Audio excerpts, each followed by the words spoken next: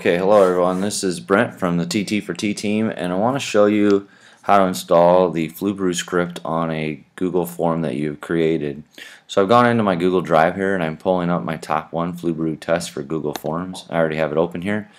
You'll notice I have 10 submissions on my test, and so what you're going to need to do is you're going to have to go into up here along the toolbar. You have different options. And one of the options under Insert is to go down to Script. And once you do that, if you click on Script Gallery, what I'll go ahead and do is just type in FLUBAROO here as a search and then hit Enter. And it'll come up here with the FLUBAROO as a possible option. All I want to do then is just come over and hit the Install button. And once I do that, it'll start installing the script for me on the backside, kind of working the magic. And as you can tell here, it takes a little bit to run, so just kind of be patient with it and give it a second to go.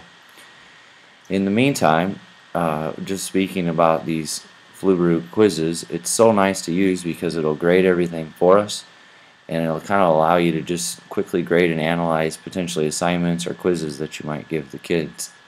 So once it's run, as you can tell here, new FLUBAROO version.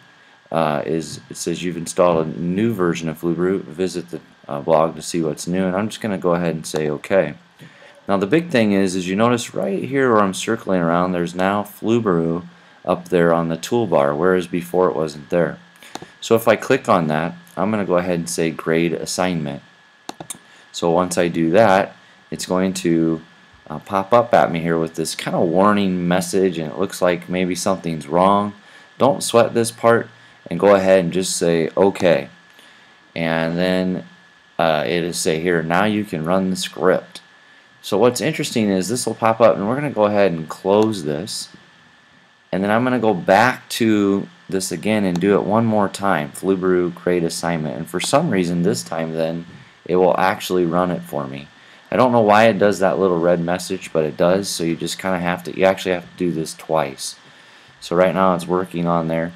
So I know that's a little peculiar, but it is what it is. So we just deal with it because this is a great way to deal with grading things quickly. So as you can see, it's starting to run the script. So now I come into grading step 1, and it'll kind of ask me what I want to do. And I have what is your first name, last name, email, and then it has identify student. So there's really no point value there. But then I have my other questions. What is the capital and what year I was born and so on. Then you could potentially change the point value here or change identify student, or you can even choose skip grading. So let's just say, for example, I want to change the point value on that one. I'm going to change the point value on this one, and so on. So you could change these however you want, or you could, like I said, you could skip grading on it. Once you're ready for that, then you're going to go ahead and say continue. So it'll run a little script here again and just kind of starting to get the point value and everything in order. Now it's going to ask me to select my submission key, and the nice thing about this is you really don't have to do this first, second, it can come anywhere in the time that the quiz has been put together.